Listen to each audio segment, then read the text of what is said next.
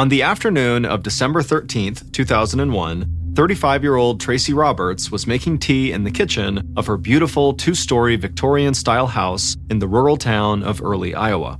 Tracey's husband, Michael, had been out of town on business for a week, so Tracey had been on her own, taking care of her 3 kids, and she felt like she'd barely had a moment to breathe. But now, her 11-year-old son was at school, and her 3-year-old son and baby daughter were both napping, so she finally had a minute to herself. The teapot whistled, so Tracey grabbed a tea bag, put it in her cup, and poured in the hot water. Then she poured in some milk, grabbed a spoon to stir it with, and sat down at the kitchen table. But before she could even take a sip, there was a knock at the door. Tracey shouted, "Come in," and then got up from the table. Tracey had spent most of her life in Chicago, Illinois, and moving from a huge city like Chicago to Early, Iowa, a town of 500 people where no one even locked their doors, had taken her a while to get used to. But after 3 years of living in Early, she'd really started to love the peace and security that came with it. Tracey walked through a large living room with hardwood floors, and when she arrived at her front door, she saw a 20-year-old man named Dustin Wade standing there. Dustin was 5 foot 7 inches tall and skinny, and he was wearing jeans, a t-shirt, and a brown leather jacket. Tracey said hello, and Dustin smiled. Tracey was tall with blue eyes and long brown hair, and from the moment she'd moved to Early, people in town talked about how beautiful she was. Tracey asked Dustin if everything was okay, and he said he'd come by the house because Tracey's husband, Michael, said he had some work for Dustin to do. Michael was an Australian businessman who had started his own computer security company when he moved to the US after marrying Tracey. And a year earlier, he had hired Dustin's mom to work part-time as an office manager for him.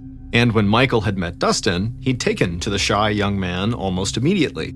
And so Michael had started paying Dustin to do small jobs for his company, like filing and making copies. Dustin had struggled in school throughout his childhood, and even when he got older, he had trouble making friends. Doctors had diagnosed him with attention deficit disorder and said he had learning disabilities that could be the cause of his shyness. But Dustin had really started to come out of his shell when he started working for Michael and spending time with him and Tracey. Michael and Tracey had even taken Dustin paintballing with them, and it was pretty much all Dustin talked about now. Back at the front door, Tracey told Dustin that there must have been a mix-up because Michael was still out of town, and so she told Dustin to just come back the following day to see what Michael needed him to work on. Dustin thanked Tracey and then walked back outside. Tracey closed the door and then went into the kitchen and sat down to drink her tea. But just a few minutes later, there was another knock at the front door, and so Tracey figured it had to be Dustin wanting to ask her something else. And so she took a deep breath, a little annoyed she couldn't relax with her tea, and shouted, "Come in," and then headed back to the door. But it wasn't Dustin standing there this time. It was one of Tracey's friends who'd come by to drop off some Christmas cookies she'd baked for Tracey and the kids. Tracey hugged her friend and asked if she wanted to come in for a cup of tea. Since moving to Iowa, there were only a handful of people that Tracey felt like she could really talk to, and this friend was one of those people. And right now, Tracey desperately wanted to talk to this friend about what was going on in her life. Her friend said she'd love to come in for some tea, and so the two of them walked back to the kitchen. The friend sat down, and Tracey poured her a cup, and then she sat down as well. Then Tracey told her friend that she wanted to tell her a secret, something she hadn't even really told her husband. Immediately, a concerned look came across her friend's face, but Tracey didn't seem to pay attention to that.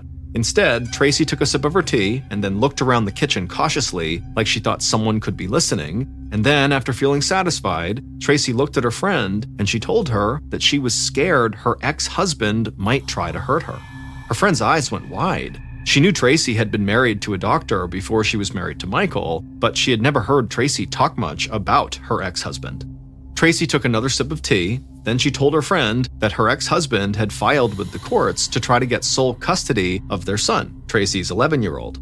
The boy was her only child with her first husband, and she said she had tried to keep things as civil as possible during the divorce for her son's sake. But now, her ex-husband was living in Virginia, and he wanted their son to leave Tracey and go live with him. As she said this, Tracey's hands began to tremble, and her spoon rattled against the side of her teacup.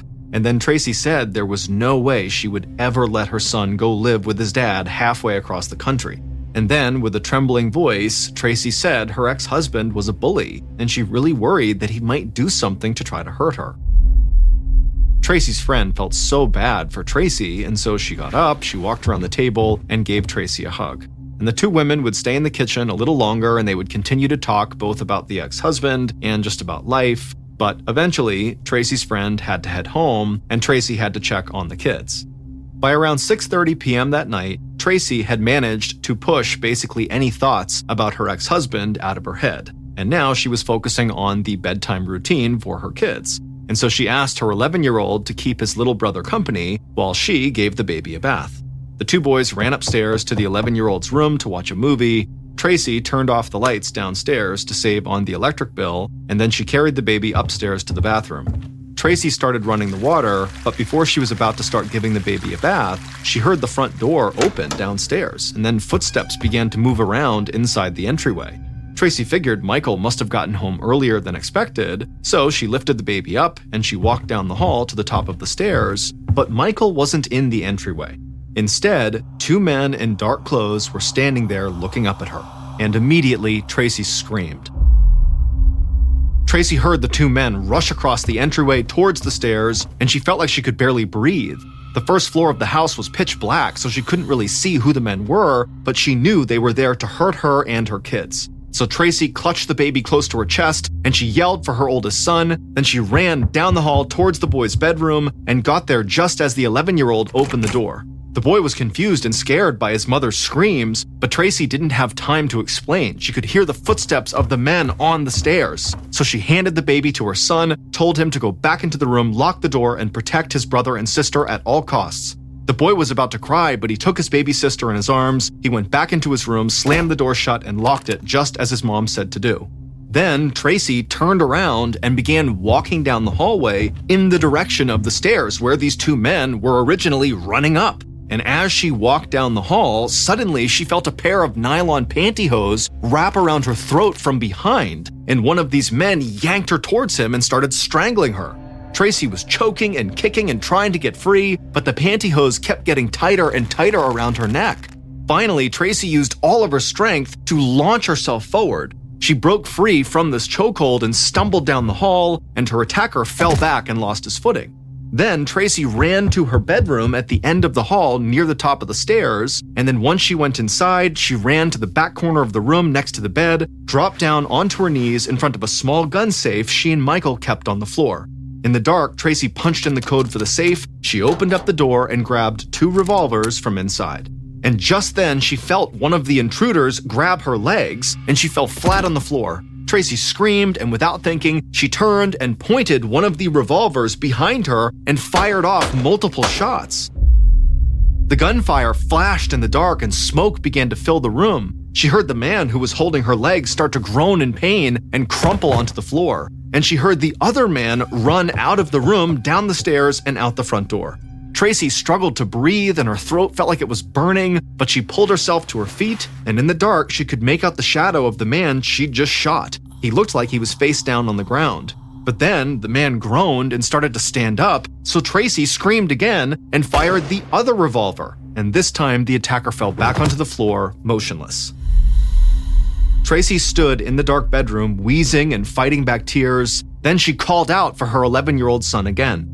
Down the hall, the boy opened his bedroom door and rushed out of his room, still holding the baby and with his little brother at his side. The children came into their mother's bedroom. Tracy put down the guns, she took the baby in her arms, and they all stood there in the dark for a minute next to this guy she had just shot. Then they all went downstairs, turned on the lights, and Tracy's oldest son went to the kitchen and dialed 911. Around 7:15 p.m., a few minutes after the 911 call was placed, Deputy Daniel Brusher of the Sac County Sheriff's Office was driving in his cruiser outside of Early, Iowa, when he got an urgent call from the dispatcher. She said there'd been a shooting in Early, but the caller had been a young boy, and she couldn't get that many details. All she knew was that two men had attacked the boy's mother, and the mother had managed to shoot one of the attackers. Deputy Brusher said he was on his way and told her to make sure if the ambulance got there before him that nobody went inside until police had cleared the area, because for all he knew, there might still be a shooter inside of the house. Then Brusher flipped on his sirens, hit the gas, and sped down a country road toward Tracy's house. On his way, he called for backup from the sheriff's department, local early police, and the state police. And about 10 minutes later, he arrived outside the beautiful Victorian-style home, turned off the sirens, and parked his car on the driveway behind an old white sedan. An ambulance was parked nearby, but the EMTs had heeded his warning and had not gone inside yet. Deputy Brusher took a deep breath. This type of call was not something he was used to. Break-ins and shootings just did not happen in Early. So he was nervous, but he knew at least one child, the boy who had called 911, was inside the house, so he needed to act fast and get the child to safety. Brusher stepped out of his car and felt the cold winter air against his face. He steadied himself, drew his gun, and crept towards the house. He could feel his heart beating fast, but he tried to stay calm and focused. Then, as he was approaching, he saw the front door of the house open, and he tightened his grip on his weapon. But a stunned look came across his face when he saw Tracy and her 3 kids calmly walk out of the house. Brusher yelled at Tracy for her and the kids to get behind him as fast as they could, but Tracy said the house was safe now. Brusher was obviously reassured to hear that, but he still yelled for her to get away from the door. So Tracy did as she was told, and she walked with the kids towards the deputy, and he rushed over to meet them. He saw right away there was a red bruise across Tracy's throat, but at least at first glance, she seemed okay and the kids seemed to be unharmed. Then Tracy looked at Brusher and told him that one of the men who attacked her had run off, and the other one was dead in an upstairs bedroom because she said she had killed him. Brusher told her to stay there and then signaled for the EMTs to come over and look at Tracy's injury as well as the kids. Then Brusher walked up to the front door of the house. He still wasn't sure what was going on inside, so he kept his weapon drawn and he moved carefully and slowly. Once he was inside, he made his way up the stairs, and when he reached the hall, he could smell gunpowder in the air. And as he got closer to Tracy's bedroom, the smell got stronger. Brusher stepped into her bedroom and flipped on the light. And on the ground, he saw a man lying on his chest with his face slightly turned out. There was a wide pool of blood that surrounded the body, and it looked like it was starting to seep into the cracks of the hardwood floors. Brusher crossed the room to the body and crouched down beside it, and after feeling for a pulse and not finding one, he noticed there was a wallet in the back pocket of the dead man's jeans. So Brusher grabbed the wallet and pulled out a driver's license. He looked at the photo on the license and then held it up next to the man's face. And clearly, the license belonged to the dead man. The dead man's name was Dustin Wade, the same Dustin Wade who had been working for Tracy's husband. The scene in the bedroom totally shocked Deputy Brusher. The amount of blood on the floor and the multiple bullet wounds on the body were beyond anything he'd seen before. But he shook it off because he had work to do. There had been 2 intruders in the house, and now the other one was presumably on the run somewhere in town. Brusher contacted all levels of law enforcement in the area and let them know that one of Tracy's attackers had fled the scene and was likely in the area, but he had no physical description of the suspect. Then Brusher walked out of the bedroom, headed downstairs, and stepped outside. He walked over to one of the EMTs on the scene and asked if the kids were okay, and the EMT said none of them had been injured, at which point Brusher let out a sigh of relief. Members of the medical team were still looking over the wound on Tracy's throat, but during their medical exam, she was still able to give Brusher a more detailed account of what had happened.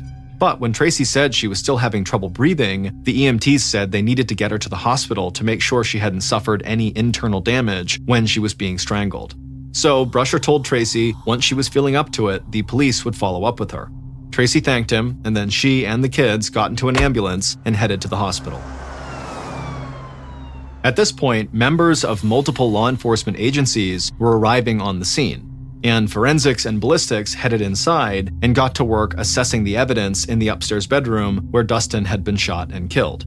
And while they did that, Brusher and officers from the sheriff's department walked the grounds to see if there were any clues that might lead them to the second attacker.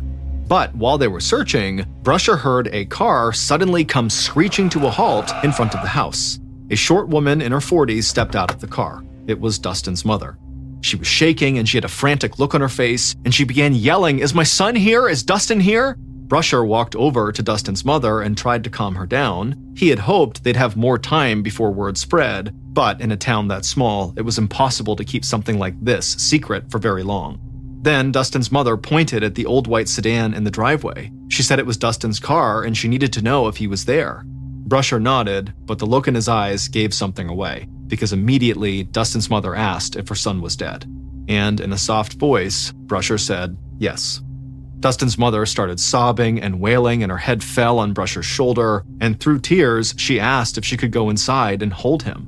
Brusher felt sick. No matter what had happened in that bedroom, he couldn't imagine the pain this mother was going through right now. He put his hands on her shoulders and told her he was so sorry, but she could not go inside. Then he helped her back to her car and told her that the best thing she could do right now was just go home and he would come talk to her as soon as he could. As Brusher was speaking to Dustin's mother, one of the local early police officers who knew Dustin's mother came over to talk to her as well, and after a few minutes, they had convinced her to head back home. Watching the devastated mother drive off into the night made Brusher feel like he'd stepped into another world. How could something like this have happened? Why would a young man like Dustin attack a woman in her home while she was there with her 3 young kids? Brusher hoped he could find some answers in Dustin's car. So he walked over to the white sedan. The driver's side door was unlocked, and when they opened it and looked inside, Brusher saw a pink spiral notebook in the passenger seat. He reached across the car, grabbed the notebook, opened it, and started reading, and a look of complete shock came across his face. The handwriting was sloppy, but Brusher could still make out what was written on the first page. Dustin had written out a confession saying he was going to go kill Tracy, but the attack wasn't personal. Instead, Dustin had written that he was going to murder Tracy because her ex-husband had paid him to do it.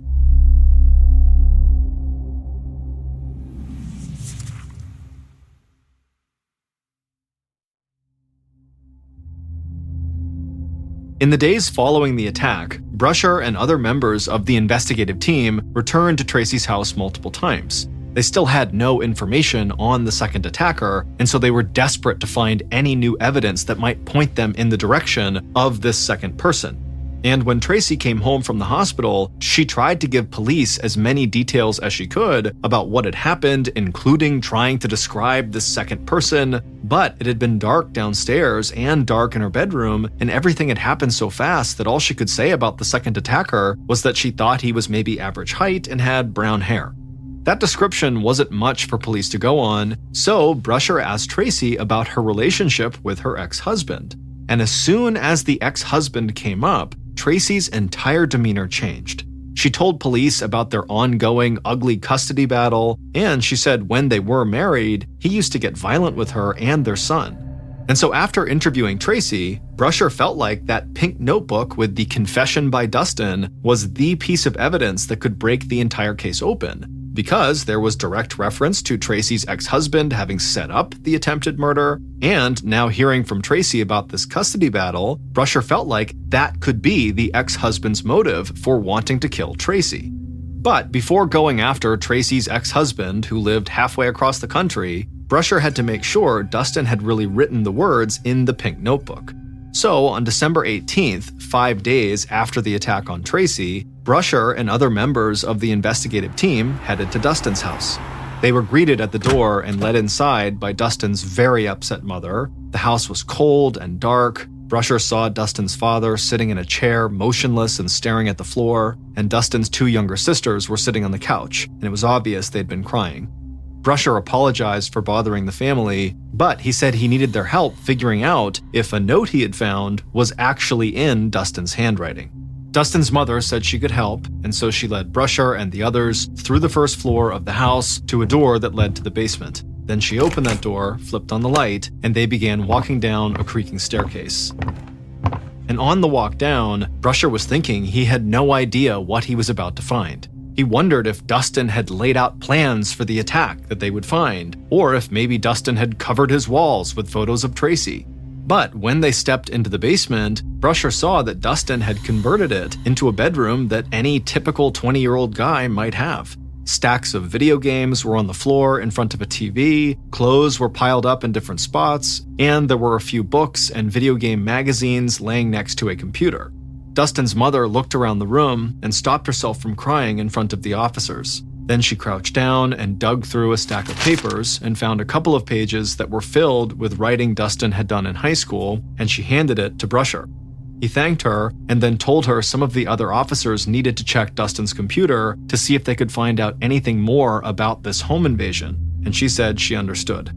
And then, with just one glance at Dustin's school papers, it was obvious to Brusher that the handwriting matched the handwriting in the pink notebook where Dustin had claimed Tracy's ex-husband had hired him to kill Tracy. So the pink notebook looked like it was going to lead right to the man behind the attack, Tracy's ex-husband, and police hoped that would then lead them to the second attacker who had gotten away. But because Tracy's ex-husband lived in Virginia, investigating him was going to take some work. So law enforcement in Iowa coordinated with local and state agencies in Virginia to conduct a thorough investigation into Tracy's ex-husband that included interviews and searches of his computer and phone data, correspondence, and financial transactions. But nothing they found showed any connection between Tracy's ex-husband and Dustin. And searches of Dustin's computer and phone records didn't reveal any connection either. So no matter how investigators looked at it, there really was no evidence other than the entry in the pink notebook that suggested Dustin and Tracy's ex-husband even knew each other.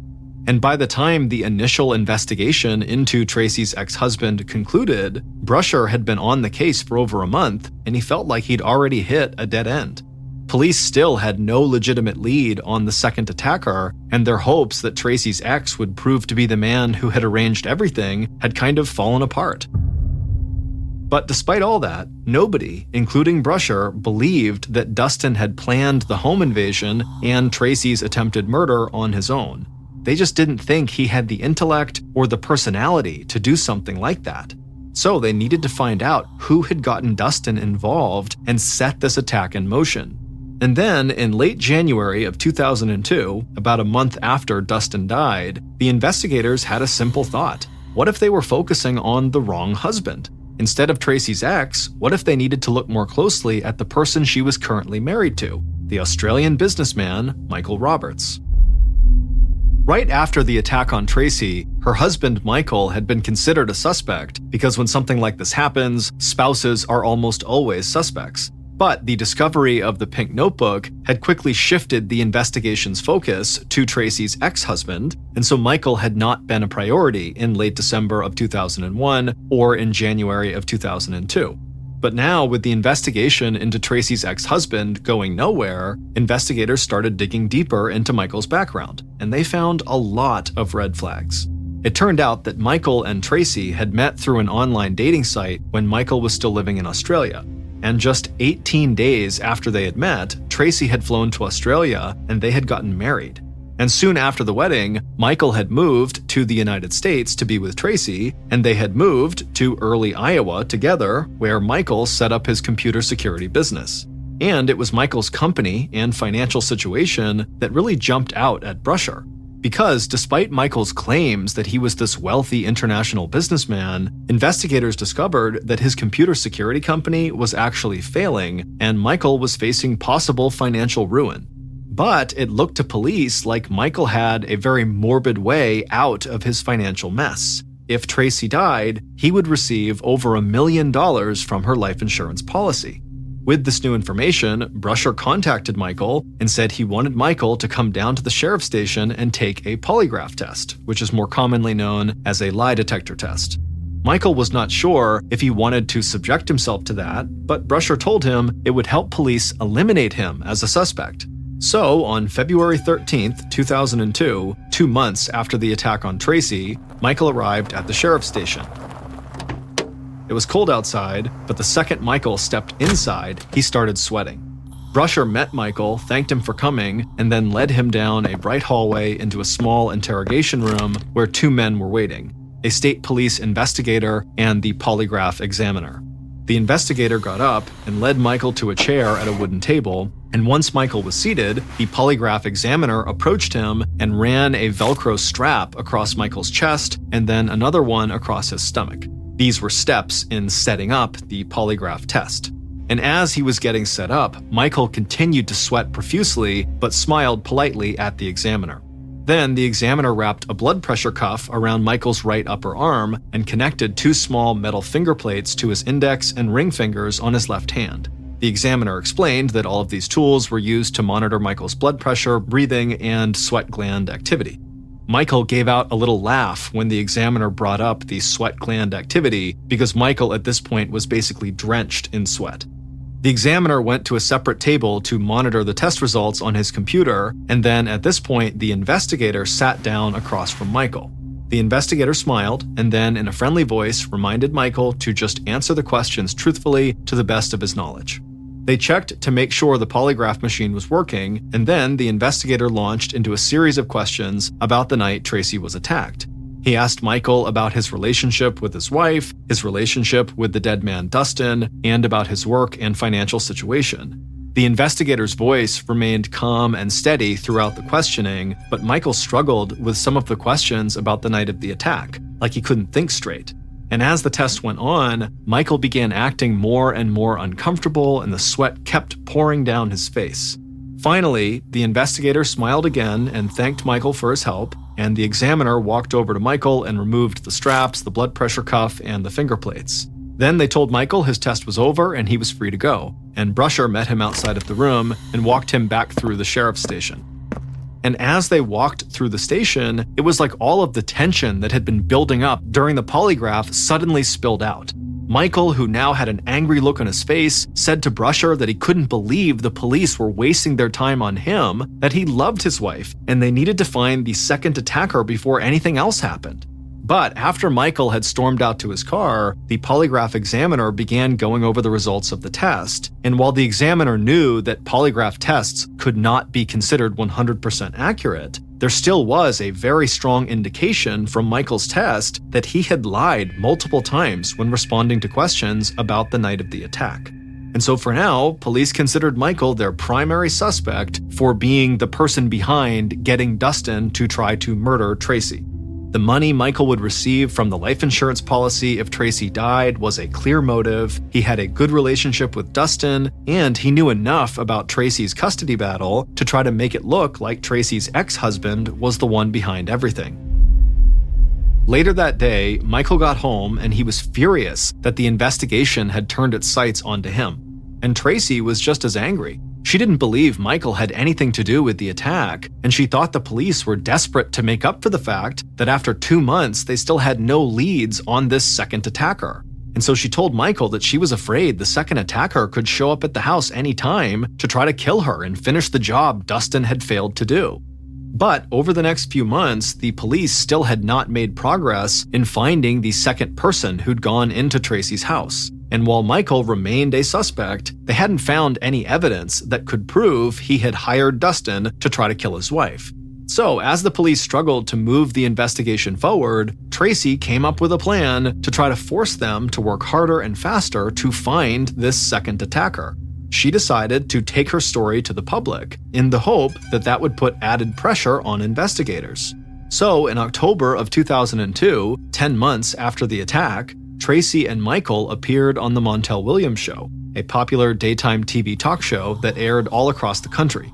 On the show, Tracy told her story about the night Dustin and this other person had broken into her house and how she had fought them off and managed to kill Dustin in self-defense while her 11-year-old boy protected his little brother and sister.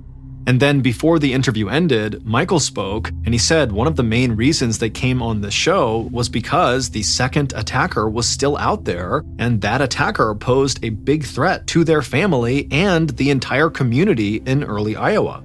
And Michael urged anyone who had any information to come forward, and he pressed the authorities to keep working to find this second attacker and bring them to justice.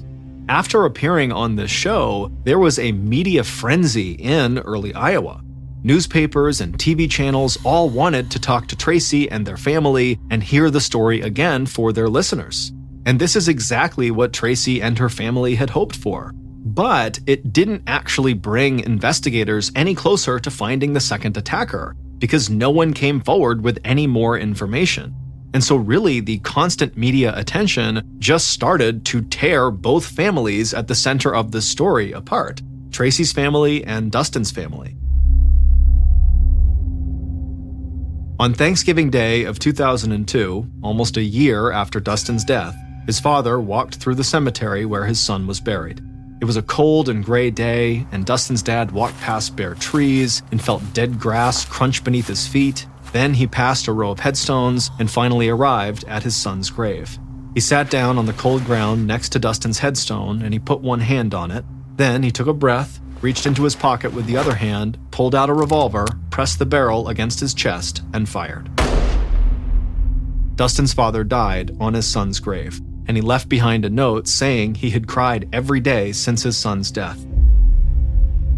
And not long after Dustin's father took his own life, people in town started to wonder if Tracy and Michael had pushed things too far by going on a national TV talk show and had driven Dustin's father to take his own life. And when the town of early Iowa started to turn against Tracy and Michael started fighting all the time. And the fighting got even worse in the summer of 2003 when it became clear that investigators had all but given up on finding the second attacker, and the case seemed like it was going to go cold. And so, not long after that, Michael and Tracy got divorced, and Tracy left early Iowa with her kids, hoping she could put everything that had happened behind her. With Tracy gone, Deputy Brusher knew the case was no longer a priority, and that even if it remained open, the case files would likely just sit in a drawer somewhere collecting dust. And for years, Brusher would be right. Fast forward to the end of 2008, 7 years after Dustin's death. Detective Trent Valletta of Iowa's Division of Criminal Investigation was sitting at his desk looking at crime scene photos of Dustin Wade lying dead in Tracy's bedroom. Part of Valletta's job was to review cold cases. Cold cases are those that remain open but likely cannot move forward without the discovery of new evidence. And the cold case involving Dustin and Tracy, which hadn't progressed in years, occupied most of Valletta's time and energy. Because when he reviewed the files, there were several things he just could not shake. He didn't understand why there was absolutely no information about the supposed puppet master behind Dustin and this other phantom second attacker, or why Michael had seemingly been dropped as a suspect without any definitive proof that he really wasn't involved. And the more Valletta studied the crime scene photos, autopsy report, interviews, and the pink spiral notebook found in Dustin's car, the more he felt like evidence had been overlooked and that the case really needed to be closely re-examined. But Valletta knew he would need to have something far more concrete than just his feelings about the case to get the resources and manpower needed to remount a full investigation. And so, in early 2009, a couple of months after Valletta had begun looking back into this case, Valletta reached out to an Iowa State Police detective who he trusted.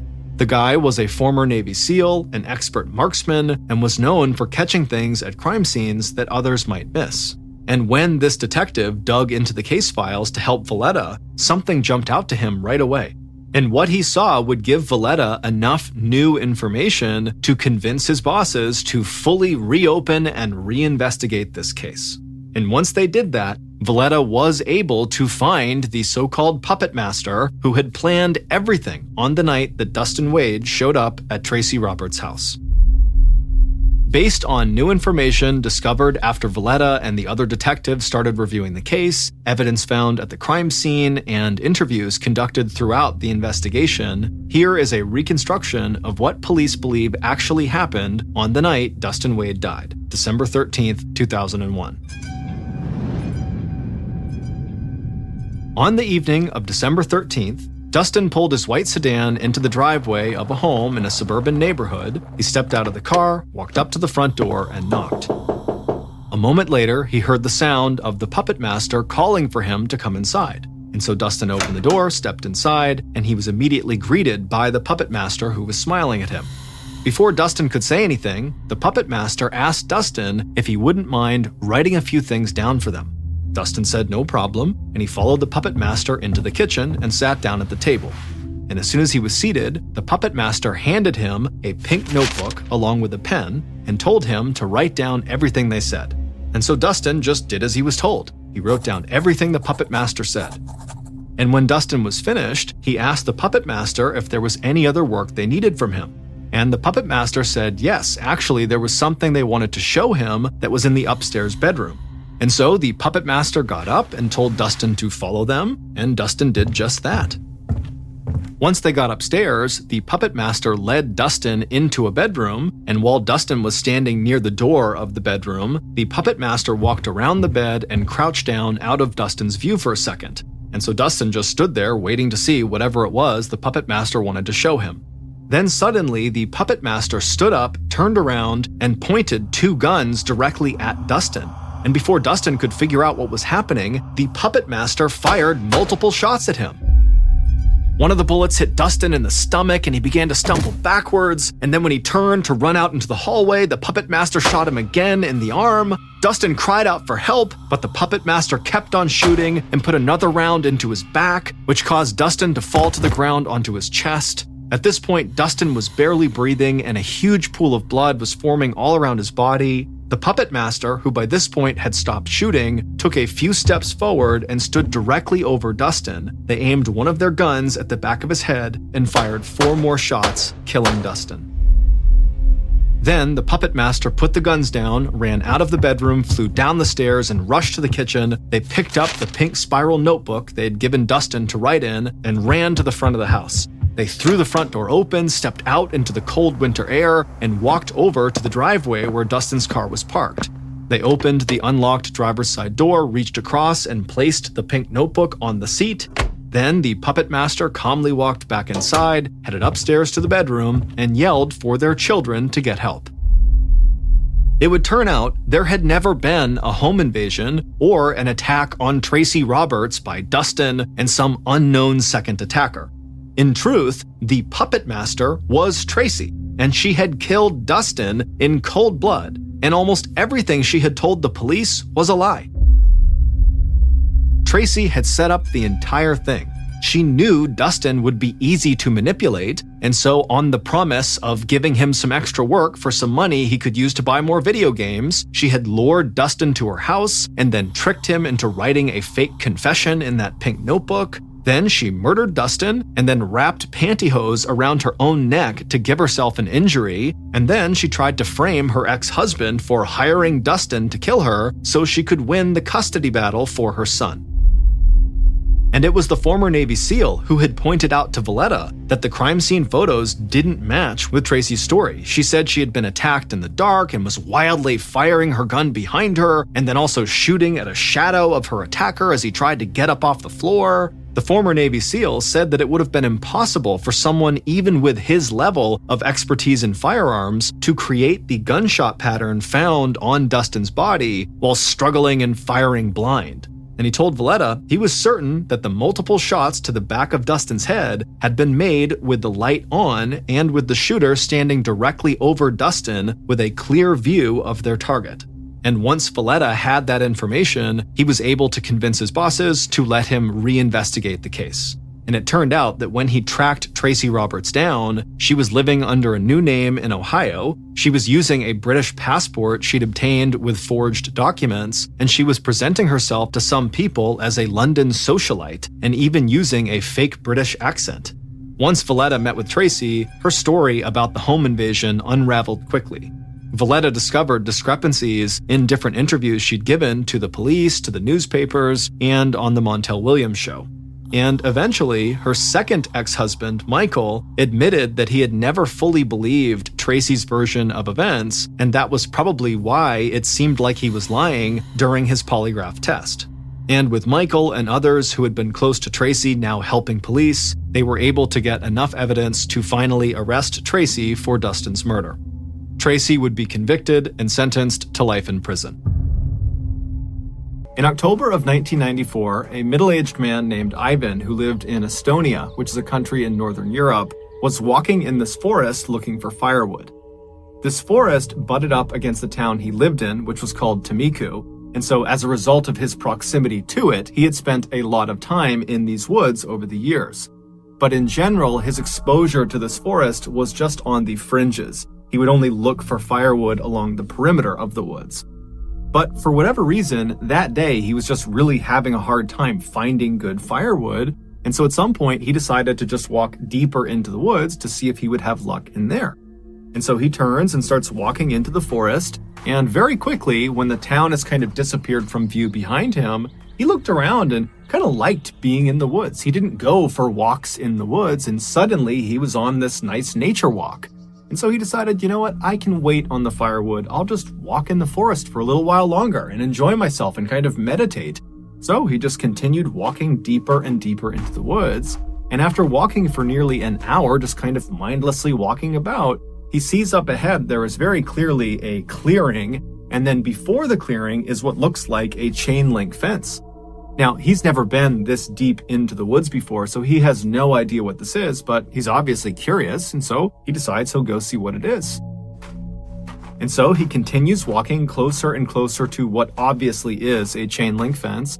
And as he's getting closer to it, the trees around him are beginning to thin out. And suddenly, before he even reaches the fence, he gets a very clear view of what's on the other side. And it's this huge multi-story building that almost looks like a factory or some sort of government facility. And it's sitting maybe a couple 100 feet away from the fence, right in the middle of this property. And there's really nothing around it. It's just this cleared out big open area with this big building right in the middle. And there's a fence all the way around it. And so Ivan is totally intrigued by this. And so he walks right up to the fence, he grabs onto it, and he tries to look and figure out what this building is. But there's no clear signage on it, and there's no people anywhere. It's completely barren. There's nothing but this building. And then he notices there's obviously graffiti on the sides of this building, and the doors and windows appeared to be boarded up. And so this building, whatever it is clearly abandoned. And the first thought that goes through Ivan's head is scrap metal. Times were tough for Ivan and his family, and so he and his two brothers, they all lived together, they would go out and they would steal scrap metal and sell it for a little bit of extra cash to make ends meet and provide for their big family. And so he's looking at this big building thinking, if I can get in there, I guarantee you there is some metal that I can steal and I can sell. And so Ivan stayed at this fence just kind of staring at this building for a little while longer and continued to look around to make sure there weren't any people that he hadn't seen before. And after feeling satisfied that this really was a totally abandoned building, he turned around and began hustling back towards town. And when he finally made it to town, making sure to grab some firewood along the way, he rounded up his two brothers and he told them about this find in the forest. And they all very excitedly agreed that that night they would go right back out there and they would go inside the building and see what they could find. And so around 9 p.m. that night, the brothers met up and they had flashlights and a set of bolt cutters, and they headed into the nearby forest and they marched their way all the way up to this fence that Ivan had found earlier in the day. And they lifted their flashlights up and they scanned through the fence all over the property. And when they didn't see anyone, they put their flashlights down and one by one, they climbed up and over this fence. And then once they were all on the other side, they began making their way up to this huge building sitting in the middle of the property. And when they got up to this building, they confirmed it definitely looked like it was abandoned, except all of the doors and windows were sealed in such a way that even with bolt cutters, there was just no way to pry them open. They were not going to get inside this building. And so after a little while of still trying to kind of smash their way into this building, the brothers all linked up and they decided, you know what, we're not getting in, and the longer we stay here, the better the chances are that we get caught. And so let's just head back. And so feeling totally dejected, they turn and they start walking back towards the fence they hopped in on. And as they're walking along, they're kind of shining their lights left and right and looking around. And off to the far right side of the property, there is this small shack that they had not noticed on their way in. And so the brothers look at each other and they're like, hey, we're already on this side of the fence. We might as well go check it out and see what's inside of it. Maybe there's scrap metal in there. And so the brothers turn and start making their way over to the shed. And when they get there, they discover it's only secured with a simple padlock on a wooden door. And so they get their bolt cutters, they pop off the lock, they open up the door, and there's initially nothing inside. At least that's what they think. But they move something on the ground and it reveals this stairwell that leads into this underground bunker. And now it's the middle of the night on this abandoned property they've snuck into, and so there's some apprehension, but they shine their lights down the steps and they didn't see any immediate hazards. And they're thinking, you know what, this is an adventure. Let's go down and see what's down there.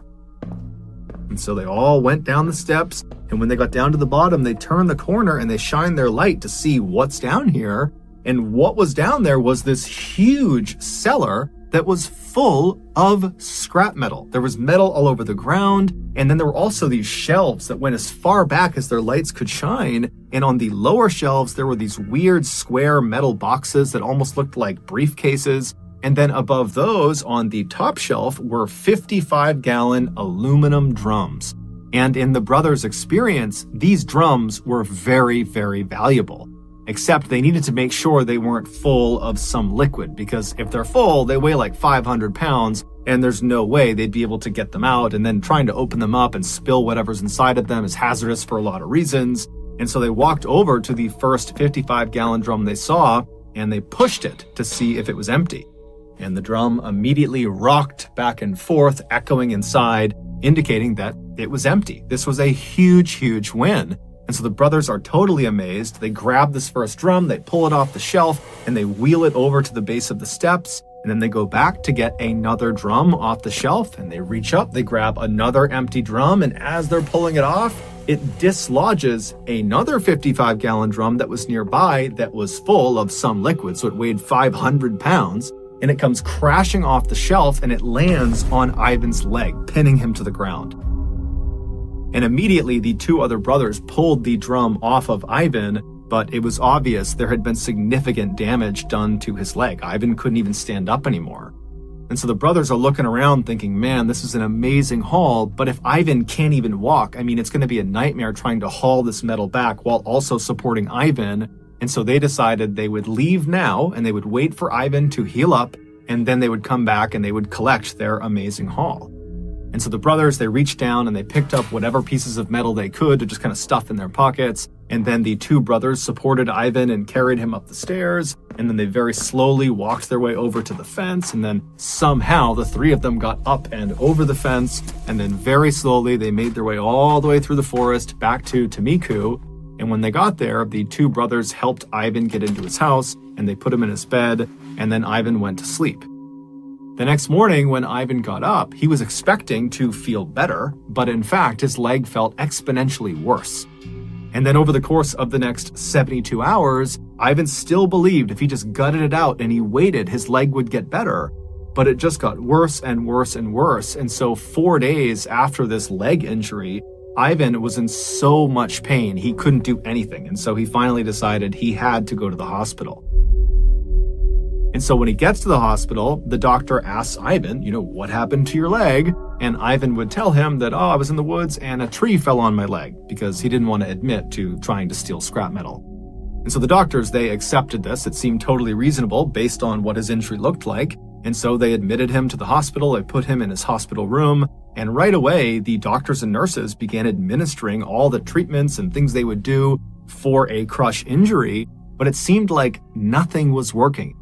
Over the course of the next several days, Ivan complained endlessly of the pain in his leg getting worse and worse and worse, and the swelling was going up, and overall, Ivan's health just continued to deteriorate over his stay in the hospital. And then, a week after being admitted to the hospital, so roughly 10 or 11 days after he was hurt, the doctors walked into his room, and he was dead. His kidneys had just abruptly failed, and the doctors and nurses had absolutely no idea why. And so they told the family, we don't know what happened to him. And so the family just had to collect Ivan's body, and then they had a funeral for him. But they're all thinking to themselves, how could this have happened? He hurt his leg, and then his kidneys failed? It didn't make any sense. But before they could get any clarity on that, they were dealt another tragedy. The beloved family dog just kind of abruptly died. It was young, it was healthy, and so just like Ivan, it was like this totally unexpected death. And so once again, the family's asking, what's going on here? And then just a couple of days after that, Ivan's stepson came downstairs one morning complaining of feeling sick. And when his family looked at his hands, they were blistered and covered in boils and looked like he had just reached his hands into a fire or something. But he would tell his family, I didn't do that. I don't know what's going on with my hands. I don't know why I feel so sick.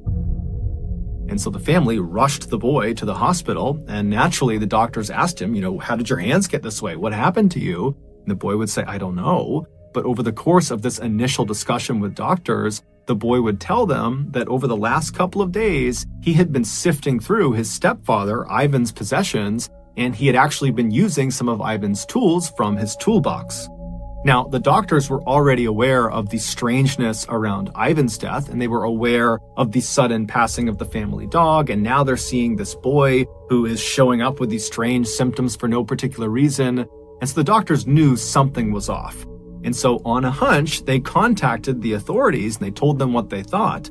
And then later that day, the authorities showed up at Ivan's family's house. And when they got out of the car, they were covered head to toe in white hazardous materials suits. And they told the family to evacuate the house for their safety. And then these people in suits got out these special wands and tools, and they marched into the family home, and immediately all their equipment led them to this one particular closet near the kitchen.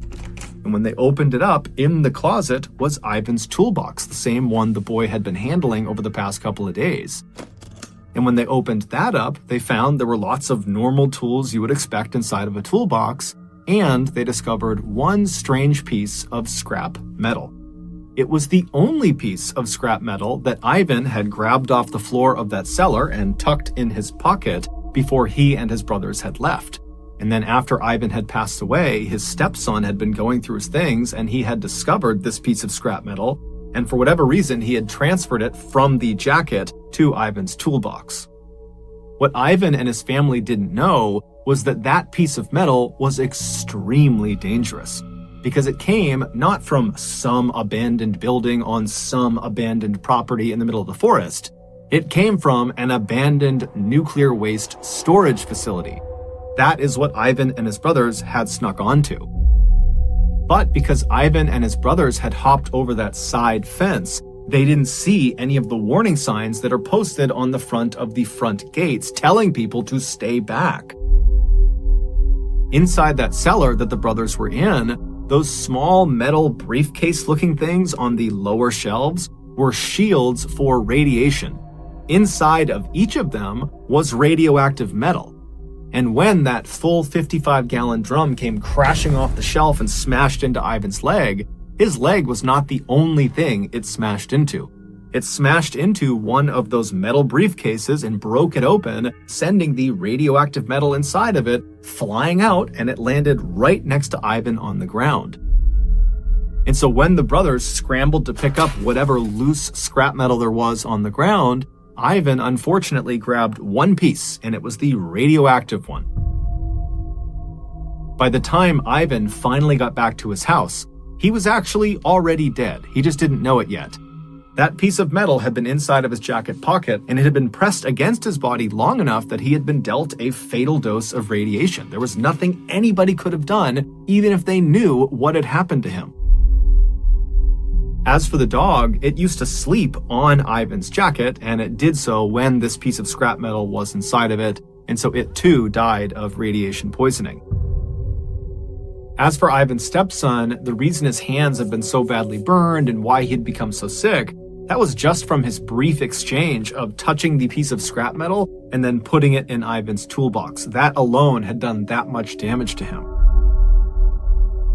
When the doctors considered the strangeness of Ivan's death, the dog's death, and now this boy's symptoms, they did suspect radiation poisoning, and so that was how the authorities were able to get to their house and very quickly locate that toolbox. Amazingly, Ivan's stepson and the rest of Ivan's family, including his two brothers, would make full recoveries. However, several months after this event and after authorities had come in and said their house was clear of radiation, the grandmother would suddenly die totally unexpectedly. She was healthy, nothing was wrong with her. And so even though it was not officially cited as having been caused by radiation, many people believe it's from the exposure she had to this piece of scrap metal.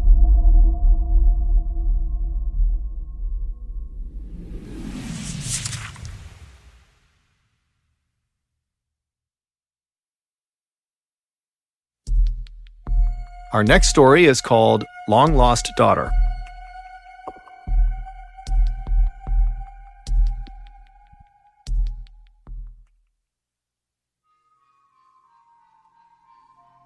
In 2007, 60-year-old Michael Dick was living in Bow, East London with his wife and two daughters. While his life was not exactly exciting, it was good. He lived in a quiet and safe neighborhood, and Michael, who used to be a carpenter, was now semi-retired and got to spend the bulk of his time with his friends and family.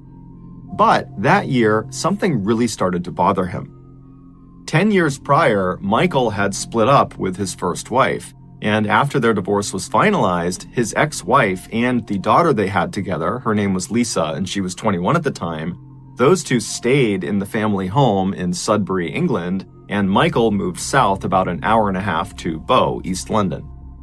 The divorce had been quite messy, and so Michael had not only lost touch with his ex-wife, he had also lost touch with Lisa. And so fast forward 10 years back to 2007, and Michael and Lisa had not spoken since the divorce, and Michael found himself suddenly feeling this unbelievable wave of grief over the loss of his relationship with his first child. And so after speaking with his current wife and his two other daughters, he decided that he had to go find Lisa. He had to be reunited with her. The only problem was he didn't know where Lisa lived, he didn't have her contact information, and he didn't know where his ex-wife was, so he couldn't even ask her how to get in touch with Lisa. However, he did have the street address of where they used to live in Sudbury, England, and so he decided that would be his starting point. So in August of that year, Michael and his two other younger daughters, they hopped in the car and they left Bow, East London, and they headed up to Sudbury. And when they got there, Michael navigated to his old street, which had brick houses lining each side of the road, and he drove down until he spotted his old house, and he parked right out front. And then he alone hopped out of the car and he walked up to the front door. He took a deep breath and then he knocked on the door. When the door opened, it was not Lisa, it was not his ex-wife, it was some other family that he didn't know, and they didn't know Lisa or his ex-wife, and so they said, good luck finding your daughter, but we don't have any information for you. And so Michael was crushed, but he thanked them, and he turned around, and he went back to the car, and he told his other daughters about what he had just learned. And then from there, the trio just kind of began driving around Sudbury, half looking for Lisa out on the streets, although none of them thought they would actually find her, and then also kind of discussing what they were going to do next, because now they had nothing. And so as they're driving around the streets of Sudbury, they come to the realization that their best bet at finding Lisa is putting some sort of story in the local newspaper that hopefully she would see, and then she would contact Michael. And so they drove to the headquarters of the local paper, the Suffolk Free Press, and they went inside and they managed to speak to a reporter. And after telling the reporter Michael's story about how he's lost touch with Lisa, the reporter thought, you know what, this is actually a pretty interesting story and I'd be happy to do a small feature on you guys. And so the reporter, along with a photographer, brought Michael and his two daughters outside. They took a picture of them, and then they told Michael, in the next edition of the paper that will run in a couple of days, we'll run this picture along with a little write-up about how you're looking for Lisa, and we'll put your contact information in there, and hopefully she sees it and she reaches out to you and you can be reunited and live happily ever after. And so Michael thanked the reporter and the photographer, and then he and his other two daughters hopped in the car and headed back to Bow, East London. In 2007, at the same time that Michael was beginning his search for Lisa, Lisa was actually beginning to think, you know what, I want to go find my dad. Lisa was now 31 years old. She had 3 kids of her own. She was married. She had moved out of Sudbury to a neighboring town. And she was thinking, I really want to have a relationship with my dad again so that my kids can have a relationship with him. And so she began speaking with her mother and with friends about how she should go about finding her dad, because like Michael, she didn't have his contact information, she didn't have a phone number, she didn't know anyone who would, and then when she went on social media to look for him, he wasn't on there, and so she was kind of at a loss. Then, one day in August, she was at her office and she was in the break room, and she saw a copy of the Suffolk Free Press sitting out on the coffee table. So she picked it up and she began flipping through the pages, and then suddenly she stopped when she saw a picture of herself. She saw her and her mother walking along the streets of Sudbury. She had been in Sudbury just a couple of days ago to talk to her mom about finding her dad and kind of strategies for how to go about doing that. And then Lisa glanced at the caption for this photo and she nearly fell off of her chair. The man and the 2 girls who were the main focus of this photo that Lisa was in were her father and her 2 stepsisters. She just didn't recognize them. She just saw herself in the back of this photo. So purely by chance, after being apart for over a decade, on the only day that Lisa happened to be in Sudbury, talking to her mom about finding her father, she was literally 100 feet behind her father and her stepsisters as they were looking for her and putting out this ad in the paper to hopefully find her. And this one photo that the photographer took captured all of them in the same frame. Lisa would, of course, read the article and get her father's contact information. She would reach out, and initially Michael actually thought it was a scam and didn't believe this was actually Lisa calling to say, "I found myself in the picture of you in Sudbury." But eventually he was convinced, and he drove right out to Sudbury, and he got a chance to meet his grandkids for the first time. And today, he and Lisa are still in touch.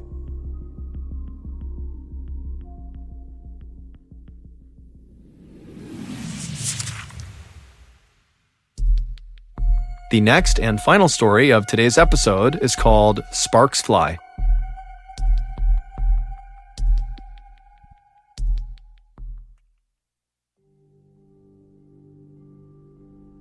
In July of 1848, a 25-year-old man named Phineas Gage got a job working construction on the Hudson River Railroad in New York. At this time in America, railroads were being laid all over the country, and so lots of workers like Phineas were needed to blast rock out of the way to lay down these railroad tracks. And as it happened, Phineas was an expert in explosives. He had learned how to set controlled blasts growing up on his family's farm in New Hampshire, and then later in his life, he had worked in a mine blasting through rock. And so in addition to just being the ideal railroad worker for this time in America, when Phineas actually started working in New York on this railroad, his co-workers immediately started looking up to him. Phineas was extremely smart and energetic. He was this incredible conversationalist. He was charismatic and funny and a natural leader. And so just 2 months into starting this new job, it was no surprise to anyone who knew Phineas or worked with Phineas that he was promoted to blasting foreman, which meant Phineas would lead the explosives team. Phineas was so excited about this promotion that he went to a blacksmith and had a custom tamping iron made. A tamping iron is a long metal rod that's used to pack explosives. When railroad workers wanted to blast through, let's say, a big rock, they would start by drilling a deep but skinny hole in the rock. Then they would pour blasting powder inside, then they'd put a fuse inside, and then using this tamping iron, they would push the blasting powder and the fuse deep into this hole inside of this rock or whatever it was they were blowing up. And then once it was packed, they would ignite it. Usually, tamping irons were sort of rough tools that looked like crowbars, but Phineas really wanted something special to commemorate this promotion. And so Phineas had the blacksmith make this perfectly straight, smooth, 4-foot-long metal tamping iron, and on one end was a pointed side, and on the other was a blunted side. And this rod, it weighed about 13 pounds, and it was about 1.25 inches in diameter. And Phineas loved this tamping iron. He brought it with him not just to work, but basically anywhere he went. On September 3rd, 1848, so not long after Phineas's big promotion, Phineas and his explosives team were blasting through some rock that ran through a forest. And Phineas, he was right up front over the blasting site, helping them prep the explosive. His team had drilled that long, deep, skinny hole into the rock they were about to blow up, and then blasting powder was put inside, a fuse was put inside, and then Phineas took his tamping iron and began packing the powder and fuse deep into the rock. And the way he did this is he used the blunt end of his tamping iron to pack the explosives, which meant the pointed end was sticking out of the rock. And so as Phineas is doing this, someone behind him slipped on a rock. One of his men tripped or something, and so Phineas, with his hands kind of on his tamping iron, turned to the right to look and see what was going on. And when he did this, somehow his tamping iron that was inside of this skinny hole must have nudged against the inside of the rock, created a spark, and ignited the explosive inside of the rock. Which meant the tamping iron was basically fired like a missile out of this hole into Phineas's head. It went in his cheek, up behind his left eye, up and out of his skull, and then shot 80 feet away, landing on the ground covered in Phineas's blood and brains. This happened so quickly that for a second after this thing has blown through Phineas's head, Phineas just stood there upright with his eyes wide, and then suddenly a geyser of blood began shooting out of the top of his head, and then Phineas fell backwards onto the ground. When Phineas's body hit the ground, he began having a seizure, at which point his co-workers, who were still kind of shaken up from this sudden blast, they rushed over and tried to kind of position him in a way that he wouldn't hurt himself. But I mean, they're looking at him and he's literally missing half of his head. He's covered in blood. And they're thinking, there's nothing we can do for him but basically wait for him to die. And so all of Phineas's co-workers, who adored Phineas, just stood there very somber watching their boss die. But eventually, Phineas stopped having a seizure, and then he opened his eyes and he looked up at his crew, and he sat up and he said, "What happened?" Now remember, half of his head has been blown out by a 13-pound, 4-foot-long metal rod that has shot through his head. And his co-workers, when they heard how clearly he was speaking and how focused his eyes were, they couldn't believe it. How in the world is this guy alive, let alone having a coherent conversation with them? And so the co-workers told Phineas, "Please lie down, we'll get you help, lie down, relax." But Phineas, who still had blood also shooting out of his head, just kind of stood up casually and walked over to the railroad cart and signaled for his crew to take him back into town. And so the crew, they're looking over at Phineas, who now is literally head to toe just red from blood. Still bleeding, but less so, and he's just sitting on the railroad cart waiting for them. And so they walk over to him and they start the slow 1-mile journey into town on this railroad cart. And the whole time they're all kind of looking at Phineas, expecting him to die any second. But instead, Phineas is just kind of looking around with half of his head. And at some point he pulled out his logbook and carefully wrote down what time they were leaving their work site to make sure his crew was accurately paid. And then finally they reached town, and Phineas was still very much alive and looking around, acting like nothing had happened to him. And the co-workers helped him to his hotel, and Phineas just sat outside on a chair in front of his hotel, just people watching, while his crew went and got a doctor. A doctor soon arrived, and he too was completely shocked at Phineas's appearance, but even more so was Phineas's eyes. He looked at the doctor, and his eyes were totally focused, like he was all there, totally lucid, looking at the doctor, waiting for him to come over and help him out with his little injury. And when the doctor kind of timidly approached Phineas, Phineas very famously said as he sat on his chair, "Doctor, here's business enough for you." Like everyone else, the doctor fully assumed that despite Phineas's miraculous recovery from this injury, that he would soon die from this horrific wound in his head. And so the doctor moved Phineas up into the hotel, put him in a bed, and then basically made him comfortable. Now, the doctor at this point was not trying to save Phineas. He felt like there was nothing he could do to save Phineas. At this point, it was like mercy. Let's make this as pain-free as possible for Phineas as he inevitably dies from this injury. But Phineas didn't die. He would break out of it and basically be okay again. However, his personality at first, after he came out of this state of delirium, was not really the same. No longer was he this funny, smart, charming, confident leader.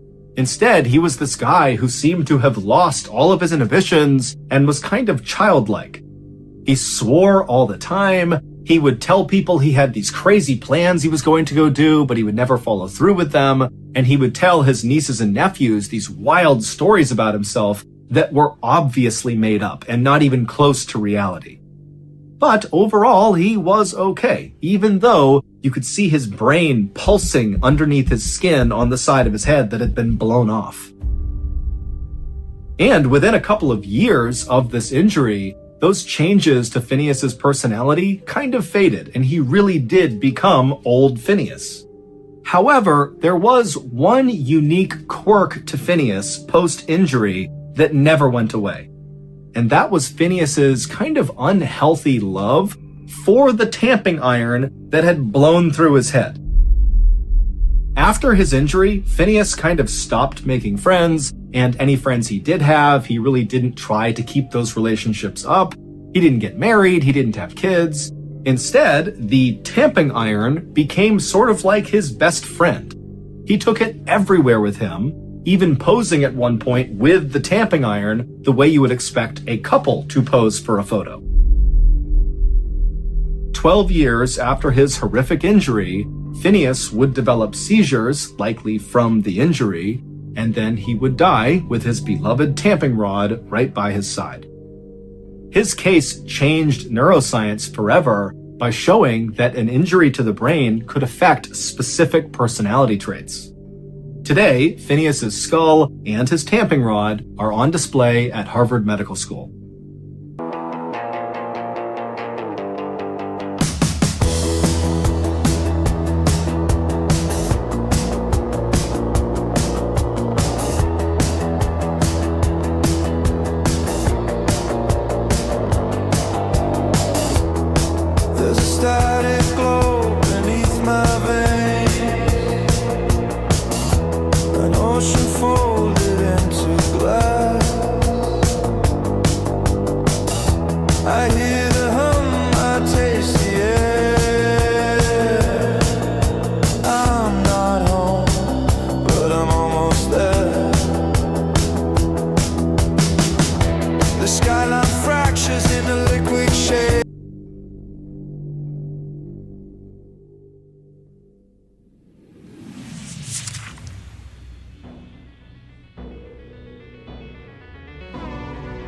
Thank you for listening to the MrBallen podcast. If you enjoyed today's stories and you're looking for more bone-chilling content, be sure to check out all of our other studios podcasts, MrBallen's Medical Mysteries, Bedtime Stories, and Runful.